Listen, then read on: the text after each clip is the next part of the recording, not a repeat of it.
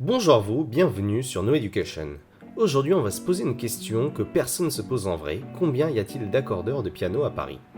Même si vous comme moi, personne ne s'est posé la question ici, eh bien sachez qu'il y a bien une personne qui s'était été posée à une époque, et il s'agit de personne d'autre que Enrico Fermi, le célèbre physicien.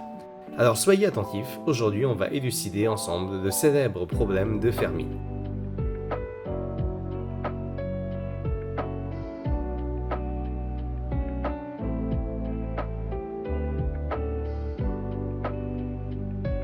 Pour commencer, quelques précisions sur l'origine de la question. Enrico Fermi, lorsqu'il habitait à Chicago, s'était demandé combien d'accordeurs de piano étaient établis dans sa ville.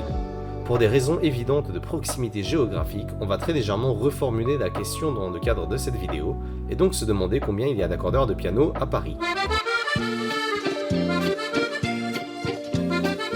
Cette question, qui semble à première vue assez éloignée des monstrueux sujets de physique fondamentale sur lesquels il travaille habituellement, est en réalité un exemple de ce qu'on appelle une estimation de Fermi, une gamme d'exercices calculatoires basés sur des ordres de grandeur et dont raffolait Fermi lorsqu'il était professeur. L'idée pour résoudre une estimation de Fermi, également appelée problème de Fermi, est d'utiliser un grand nombre d'estimations différentes pour aboutir lentement sur un résultat qui ne sera pas hyper précis mais qui aura de bon ordre de grandeur. Faire ce genre de calcul grossier et rapide peut être utile en physique pour vérifier la pertinence de certains résultats avant de basculer sur un modèle plus précis. Maintenant qu'on a présenté le problème, attaquons-nous à sa résolution. Une bonne piste pour commencer serait de déterminer le nombre approximatif de pianos à Paris. Là, comme ça on est d'accord, vous en avez absolument aucune idée.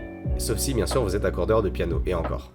Ça pourrait être 1000, 10 000, 100 000, la fourchette est large. C'est pour ça qu'on va faire en sorte de déterminer le nombre de pianos en se basant sur un grand nombre de paramètres différents et en priant fortement que nos erreurs se compensent mutuellement.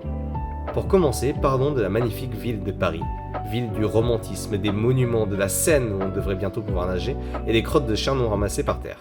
Eh bien, cette ville est habitée par 2 millions de personnes intramuros. Par souci de flex scientifique, on écrira plutôt 2 10 puissance 6 par la suite. Il est évident qu'un piano n'est habituellement pas la propriété d'une personne unique, mais d'un foyer, sauf si bien sûr vous voulez organiser des duels de piano dans la famille. Il est donc nécessaire de trouver le nombre de foyers à Paris. En tenant compte des foyers avec des enfants, des foyers de célibataires, des foyers de couples ou encore des foyers de lentilles convergentes, considérez qu'un foyer comporte en moyenne 2 personnes semble être raisonnable. D'ailleurs, si à un moment vous n'êtes pas d'accord avec l'une de mes estimations, n'hésitez pas à faire le calcul avec vos valeurs. En théorie, le résultat final devrait être similaire. Maintenant que nous avons trouvé le nombre de foyers, qui vaut donc 2 10 puissance 6 sur 2, soit 1 10 puissance 6, il faut savoir combien de ces foyers ont un piano chez eux. Si vous en avez absolument aucune idée, une possibilité serait par exemple d'interroger vos amis, vos collègues ou votre classe afin d'avoir une idée de la fraction de personnes possédant un piano, en espérant que vos amis, vos collègues ou votre classe soient représentatifs de la société parisienne. Mais pour rester dans la philosophie de cet exercice qui consiste à faire des approximations de l'enfer, on va supposer qu'un foyer sur 5 environ devrait posséder un piano. Et si vous vous dites que c'est beaucoup, c'est parce que j'ai compté ici tous les pianos, y compris les pianos électriques, les fameux Clavinova et Arius que tout le monde achète. En effet, ces pianos n'ayant pas besoin d'être accordés, il faut les écarter du calcul. Au feeling, on peut se dire que un quart des pianos sont en réalité des pianos acoustiques. Cependant, on peut imaginer que la fraction est plus faible en ville, où le manque de place et le prix pour monter un piano au 6e étage d'un immeuble haussmannien doit sérieusement contribuer à inciter les familles à ne pas hypothéquer leur maison pour acheter un piano à queue. On va donc plutôt considérer que 1/5 des pianos possédés à Paris sont des pianos acoustiques. Ainsi, si 1/5 des foyers possèdent un piano et que 1/5 de ces pianos sont acoustiques, on aboutit sur le fait qu'il y ait 1/25 des foyers qui possèdent un piano devant être accordé. Autrement dit, 4 10 puissance 4 pianos au total. Nous avons le nombre très approximatif de pianos à Paris. Maintenant, estimons le nombre d'accordeurs de piano qu'il faut.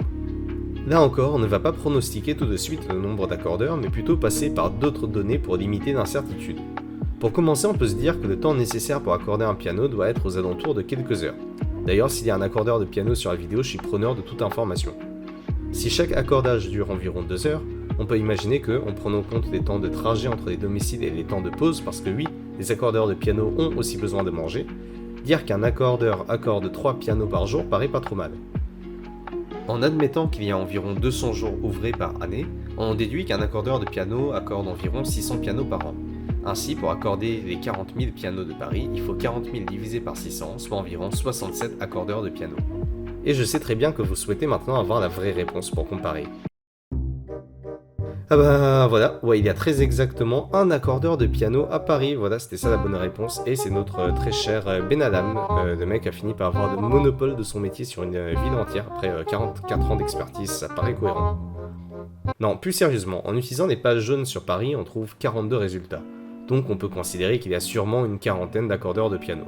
Donc le résultat de 67 qu'on avait trouvé est vraiment pas si mal. En tout cas, si vous avez aimé ce genre d'exercice, n'hésitez pas à me le dire en commentaire ou à me donner des idées, et on pourra en refaire un autre. En tout cas, merci d'avoir regardé la vidéo et à bientôt.